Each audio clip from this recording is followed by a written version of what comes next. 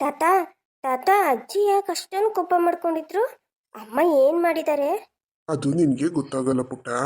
ಎಲ್ಲನೂ ನಾವು ಮಾತಾಡ್ಕೋತೀವಿ, ನೀನ್ ಅದ್ರ ಬಗ್ಗೆ ತಲೆ ಕೆಡ್ಸ್ಕೊಬೇಡ. ನಿಂದ ಏನೇ ಇದ್ರು ಓದೋದು, ಆಟ ಆಡೋದು, ಊಟ ಮಾಡೋದು, ಎಲ್ಲರ ಜೊತೆ ಖುಷಿ ಖುಷಿಯಿಂದ ಟೈಮ್ ಸ್ಪೆಂಡ್ ಮಾಡೋದು ಅಷ್ಟೇ ನಿನ್ ಕೆಲ್ಸ, ಆಯ್ತಾ? ಆದ್ರೂ ತಾತ ಅಜ್ಜಿ ಅಷ್ಟೊಂದು ಕೋಪ ಮಾಡ್ಕೊಂಡಿದ್ರಲ್ಲ, ನನಗೆ ನೋಡಿದ ತಕ್ಷಣ ಭಯನೇ ಆಗೋಯ್ತು. ಹೌದಾ ಬಂಗಾರ? ಅಜ್ಜಿಗೆ ಹೇಳ್ತೀನಿ, ನೀನು ತಮಾಷೆಗೆ ಮಗ್ಗಿನ ಹತ್ರ ಆ ಥರ ಎಲ್ಲ ನಡ್ಕೋಬೇಡ ಅಂತ. ಮಗು ಹೆದ್ರುಕೊಂಡ್ಬಿಡುತ್ತೆ ಅಂತ ಹೇಳ್ತೀನಿ, ಆಯ್ತಾ? ಈಗ ಹೋಗು. ತಿಂಡಿ ತಿಂದ್ಯಾ ಇಲ್ವಾ?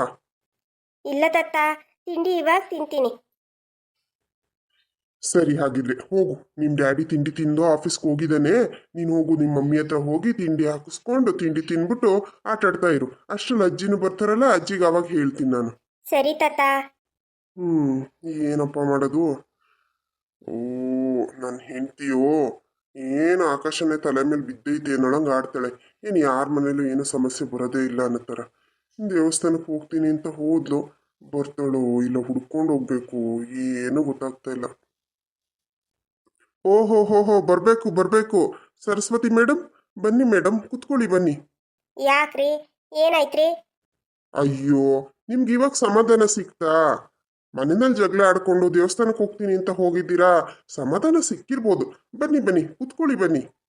ರೀ, ಏನ್ರಿ ನೀವು? ನನ್ನ ಗಂಡ ಆಗಿತ್ಕೊಂಡು ನೀವು ನನ್ನ ಕಷ್ಟನೇ ಅರ್ಥ ಮಾಡ್ಕೊಳ್ಳೋದಿಲ್ಲ ಅಂತೀರಾ?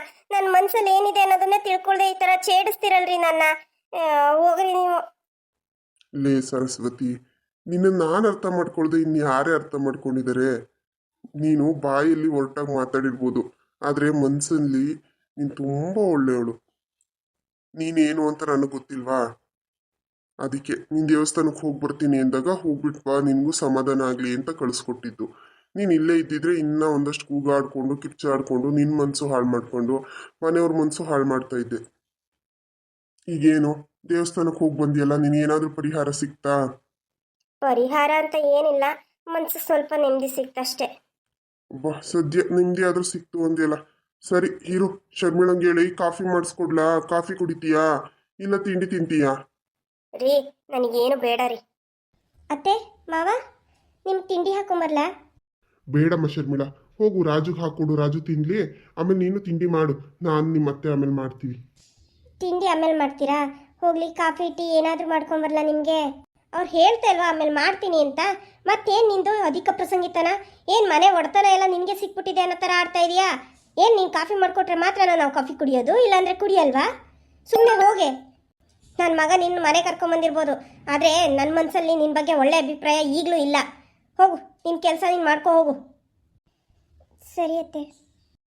ಲೇ ಸರಸ್ವತಿ, ಅದ್ಯಾಕೆ ಹೆಂಗೆ ಕೂಗಾಡ್ತಾ ಇದೆಯಾ? ಅಲ್ಲ, ನೀನು ಕೂಗಾಡಿದ ಮಾತ್ರಕ್ಕೆ ಮನೆಯಲ್ಲಿ ದೊಡ್ಡವಳಾಗ್ಬಿಡ್ತೀಯ ನೀನು? ಹಾ, ನೋಡು, ಸ್ವಲ್ಪ ಎಲ್ಲಾರನ್ನೂ ಪ್ರೀತಿಯಿಂದ ಮಾತಾಡ್ಸು. ಏನು ಹುಡುಗಿ ಮೇಲೆ ಹಿಂಗೆ ಹಾರು ಬೀಳ್ತಾ ಇದೆಯಲ್ಲ, ಅವಳು ಏನಂತ ಕೇಳ್ಬಾರ್ದು. ಕೇಳಿದ್ಲು ತಿಂಡಿ ತಿಂತೀರಾ ಅಂದ್ಲು, ಇಲ್ಲ ನಾ ಆಮೇಲೆ ತಿಂತೀನಿ ಅಂತ ಹೇಳ್ದೆ ತಾನೆ. ನೀನು ಹಂಗೆ ಹೇಳ್ಬೋದಿತ್ತು ತಾನೆ. ಅದಕ್ಕೆ ಯಾಕೆ ನೀನು ಮನೆ ಯಜಮಾನಿಯಾ, ಒಡೆತನ ನಿನಗೆ ಸಿಕ್ಬಿಟ್ಟಿದ್ಯಾ, ಹಂಗೆ ಹಿಂಗೆ ಅಂತ ಮಾತಾಡ್ತೀಯಾ? ಇದೆಲ್ಲ ಸರಿ ಇಲ್ಲ ಕಣೆ ಸರಸ್ವತಿ. ಮುಂಚೆ ಎಲ್ಲ ನೀನು ಈ ಥರ ಎಲ್ಲ ಇರಲಿಲ್ಲ, ಈಗ ಯಾಕೆ ಈ ಥರ ಆಡ್ತಾ ಇದೀಯಾ? ಓ, ಅದೇ ನಿಮ್ಮ ಅಕ್ಕನ ಮನೆ ಕಡೆ ಯಾವುದೋ ಒಂದು ಹುಡುಗಿ ನೋಡ್ಕೊಂಡ್ ಬಂದಿದ್ದೀನಿ ಎಂದಿಲ್ಲ. ಹಾಂ, ಆ ಹುಡುಗಿನ ಮನೆಗೆ ಸೊಸೆ ಮಾಡಬೇಕು ಅಂತನಾ? ಎಲ್ಲಿ ಸೊಸೆ, ಏನು ಕತೆ? ಬನ್ನಿ, ಈ ಮೂದೇವಿ ನನ್ನ ಮಗಂಗೆ ಯಾವಾಗ ಗಂಟು ಬಿದ್ಲೋ ಅವತ್ತೇ ನನ್ನ ಮಗನ ಹಣೆ ಬರನೇ ಕೆಡ್ತು. ಇಲ್ಲ, ಅವರು ಮಾಡ್ಕೊಡಲ್ಲ ಅಂತ ಹೇಳಿದ್ರಂತೆ. ಈಗ ಹುಡುಗಿನೂ ಒಪ್ಕೊಂಡಿಲ್ಲ, ಅದು ಕ್ಯಾನ್ಸಲ್ ಆಯಿತು ಮದುವೆ. ಮತ್ತ್ಯಾಕೆ ಹಿಂಗೆ ಊರ ಅಂತ ಇದೆಯಾ? ಇಲ್ಲಿ ನಿನ್ಗೇನು ಬೇಜಾರಾಗಿತ್ತು? ಓ, ನನ್ನ ಅಧಿಕಾರ ನಡೆಯಲ್ಲ ಅನ್ಕೊಬಿಡ್ತಾಳೆ ನಮ್ಮ ಅಕ್ಕ ಅಂತ ತಾನೆ. ಬಿಡು, ಅವರೇ ಬೇಡ ಅಂತಂದ್ಮೇಲೆ ಇನ್ನೂ ಒಳ್ಳೇದೇ ಆಯ್ತಲ್ಲ. ನೋಡು, ಆಗೋದೆಲ್ಲ ಒಳ್ಳೇದಕ್ಕೆ ಅನ್ಕೊಂಡು ಜೀವನ ಮಾಡಬೇಕು. ಈ ಥರ ಎಲ್ಲ ಆಡ್ತಾ ಕುತ್ಕೊಂಡ್ಬಿಟ್ರೆ ಮನೇಲಿ ನೆಮ್ಮದಿ ಇರಲ್ಲ ಅಷ್ಟೇ. ನೋಡು, ಸ್ವಲ್ಪ ಸಮಾಧಾನವಾಗಿ ಮಾತಾಡು. ಆ ಹುಡುಗಿ ಏನೋ ಹೊರಗ್ನವಳಲ್ಲ. ಏನಾರು ಅಕಸ್ಮಾತ್ ತಪ್ಪೇ ಮಾಡಿದ್ರೆ ತಿದ್ದಿ ಹೇಳು, ಬೈದು ಹೇಳು, ನಿನ್ನ ಮಗಂಗೆ ಹೇಳು, ಎಲ್ಲ ಸರಿ ಹೋಗುತ್ತೆ. ಅದನ್ನ ಬಿಟ್ಬಿಟ್ಟು ಮನೆಯಲ್ಲಿ ನೀನು ಹಂಗ ನೀನು ಹಿಂಗ ಅನ್ಕೊಂಡು ಕೂಗಾಡ್ತಾ ಇದ್ರೆ ಮನೇಲಿ ನೆಮ್ಮದಿ ಉಳಿತದ ಹೇಳು? ಏನು ಸೊಸೆ ಬರ್ತಿದ್ದಂಗೆ ಏನು ಅವಳ ಪರವಾಗಿ ಮಾತಾಡ್ತಾ ಇದ್ದೀರಾ? ಎಲ್ಲ ಅಷ್ಟೇ ಬಿಡಿ, ಏನು ಸರಿ ಹೋಗಿಲ್ಲ ಈ ಮನೆಯಲ್ಲಿ, ಎಲ್ಲ ಹಾಗೆ ಇದೆ. ಎಲ್ಲ ಹಂಗೆ ಇದೆ ಅಲ್ಲ, ಎಲ್ಲ ಸರಿಯಾಗೇ ಇದೆ. ನೀನು ಯೋಚನೆ ಮಾಡ್ತಾ ಇರೋ ದಾರಿ ಸರಿಗಿಲ್ಲ ಅಷ್ಟೇ. ಯೋಚನೆ ಮಾಡೋ ದಿಕ್ಕನ್ನ ಬದಲಾಯಿಸಿ ನೋಡು, ಎಲ್ಲ ಸರಿ ಹೋಗುತ್ತೆ. ಏನೋ ನಿನಗೆ, ಅಲ್ಲ, ನಿನ್ಗೆ ಇಷ್ಟು ವಯಸ್ಸಾಗಿದೆ, ನಿನಗೆ ನಾನು ಹೇಳ್ಬೇಕೇನೆ? ಇನ್ನು ಎಷ್ಟೋ ಸರಿ ನನಗೆ ನೀನು ತಿಳುವಳಿಕೆ ಹೇಳ್ತಾ ಇದ್ದೆ. ಈ ವಿಚಾರದಲ್ಲಿ ಯಾಕೆ ನೀನು ಈ ಥರ ಮಾಡ್ತಾ ಇದೀಯ ಅನ್ನೋದೇ ನನಗೆ ಅರ್ಥ ಆಯ್ತಾ ಇಲ್ಲ. ಹೌದು ರೀ, ನಾನು ಸರಿ ಇಲ್ಲ ಬಿಡಿ. ನಾನು ಕೆಟ್ಟವಳು, ನಾನು ಒಳ್ಳೆಯವಳಲ್ಲ. ನನಗೆ ಎಲ್ಲರ ಮೇಲೂ ಸಿಟ್ಟು ಆಯಿತಾ. ನಾನು ಯಾರನ್ನೂ ಅರ್ಥ ಮಾಡ್ಕೊಳ್ಳಲ್ಲ ಬಿಡಿ. ಆಯ್ತು, ಇನ್ನೇನು ಮಾತಾಡಲ್ಲ ನಾನು. ರೀ, ನಿಧಿ ಮದುವೆಗೆ ಇನ್ನೊಂದು ಸ್ವಲ್ಪ ದಿನ ಅಷ್ಟೇ ಉಳಿದಿರೋದು. ಕಾರ್ಡ್ಸ್ ಎಲ್ಲ ಪ್ರಿಂಟ್ ಕೊಟ್ಟಿದ್ದೀರಾ ತಾನೇ? ಹುಡುಗನ ಮನೆ ಕಡೆಯಿಂದ ಸ್ವಲ್ಪ ಕಾರ್ಡ್ಗಳು ಕೊಡ್ತಾರೆ. ಅಂದರೆ ನಮ್ಮ ಕಡೆಯಿಂದ ಒಂದು 1,000 1,500 ಕಾರ್ಡ್ಸ್ ಮಾಡಿದ್ರೆ ಸಾಕಲ್ವೇನ್ರಿ? 1,500 ಕಾರ್ಡ್ ಎಲ್ಲೇ ಸಾಕಾಗುತ್ತೆ. ನನ್ನ ಮಗಳು ಮದುವೆ, ಅದು ನನ್ನ ಮಗನ ಮದುವೆನಲ್ಲೂ ಜಾಸ್ತಿ ಜನಕ್ಕೆ ಹೇಳ್ಕೊಂಡಿಲ್ಲ. ಮಗಳು ಮದುವೆಗಾದರೂ ಎಲ್ಲರಿಗೂ ಕರೆದು ಕಳಿಸಿ ಮಾಡ್ಬೇಕು ತಾನೆ. ಇಲ್ಲ, ಇನ್ನೂ ಸ್ವಲ್ಪ ಜಾಸ್ತಿನೇ ಪ್ರಿಂಟ್ ಹಾಕ್ಸೋಣ, ಎಲ್ಲರನ್ನೂ ಕರೆದು ಬಿಡೋಣ ಈ ಸರಿ, ಯಾರನ್ನೂ ಬಿಡೋದು ಬೇಡ. ಹೌದು ರೀ, ಈಗ ಬೇರೆ ಚಿನ್ನದ ರೇಟ್ ಬೇರೆ ಜಾಸ್ತಿ ಆಗಿದೆ. ಮೋದಿ ಅವರೇನೋ ಚಿನ್ನ ಏನೋ ಜಾಸ್ತಿ ಖರೀದಿ ಮಾಡಬೇಡಿ ಅಂತ ಹೇಳಿದಾರಂತೆ. ಈಗ ಹೆಂಗೆ ಮಾಡೋದು? ಚಿನ್ನ ಈಗ ನನ್ನ ಮಗಳಿಗೆ ಇದ್ದವು ಅಂದರೆ ಒಂದು 200ರಿಂದ 300 ಗ್ರಾಮ್ ಅಷ್ಟು ಇರ್ಬೋದು ಅನಿಸುತ್ತೆ. ಅವಳಿಗೆ ಚೈನ್ ಮಾಡಿಸಿರೋದು, ನೆಕ್ಲೆಸ್ಸು, ಲಾಂಗ್ ಹಾರ, ಓಲೆ ಜುಮ್ಕಿ, ಓಲೆ ಇದು ಅದೇನೋ ಬರುತ್ತಲ್ಲಪ್ಪ, ಅದೇನೋ ಟೆಂಪಲ್ ಡಿಸೈನ್ ಅಂತ ಹೇಳ್ಬಿಟ್ಟು ಯಾವುದೋ ಒಂದು ಜುಮ್ಕ ತೊಗೊಂಡಿದ್ಲಲ್ಲ, ಅದೊಂದಿದೆ. ಮಾಟಿ ಮತ್ತು ಇನ್ನೂ ತುಂಬ ಉಂಗುರಗಳಿದ್ದಾವೆ. ಗಂಟ್ಲು ಬೇರೆ ಹಾಳಾಗ್ಬಿಟ್ಟಿದೆ ಕಣ್ರಿ. ನೆನೆ ಕಬಾಬ್ ತಂದಿದ್ದಲ್ರಿ, ಆ ಕಬಾಬ್ ಯಾವ ಎಣ್ಣೆಲಿ ಕರೆದಿದ್ರೋ ಏನೋ ಗಂಟ್ಲು ಕೆಟ್ಟೆ ಹೋಗ್ಬಿಟ್ಟೈತೆ. ಮನೆಯಲ್ಲೇ ಮಾಡ್ಕೊಂಡು ತಿನ್ನೋದು ಸುಖ. ಅಲ್ಲ ಕಡೆ, ಚಿನ್ನ ಬೆಳ್ಳಿ ಬಗ್ಗೆ ಮಾತಾಡ್ತಿದ್ದಾಳೆ, ಸಡನ್ನಾಗಿ ಕಬಾಬ್ ಹತ್ರಕ್ಕೆ ಹೋದಿಲ್ಲೇ. ಬಿಡು, ಹೋಗ್ಲಿ, ನೋಡೋಣ ಬಿಡು. ಅದು ಲೆಕ್ಕಾಚಾರ ಮಾಡಿ ಏನು ನನ್ನ ಮಗಳಿಗೆ ತಾನೇ ಕೊಡೋಣ ಬಿಡು. ಅದಕ್ಕೇನು, ಬರಲಿ ನನ್ನ ಮಗಳವೇ. ಅವಳ ಹತ್ರನೇ ಮಾತಾಡಿ ಅವಳಿಗೆ ಏನಾದರೂ ಬೇಕಾ ಕುರ್ಸಿ ಮಾಡಿ. ಇನ್ನು ಬಟ್ಟೆ ಬರೆ ಎಲ್ಲ ತರಲೇಬೇಕು, ಶಾಸ್ತ್ರಗಳು, ಸಂಬಂಧಗಳು ಎಲ್ಲ ತುಂಬ ಜನಗಳಿಗೆ ನಾವು ಗಿಫ್ಟ್ ಮಾಡಬೇಕಲ್ಲ.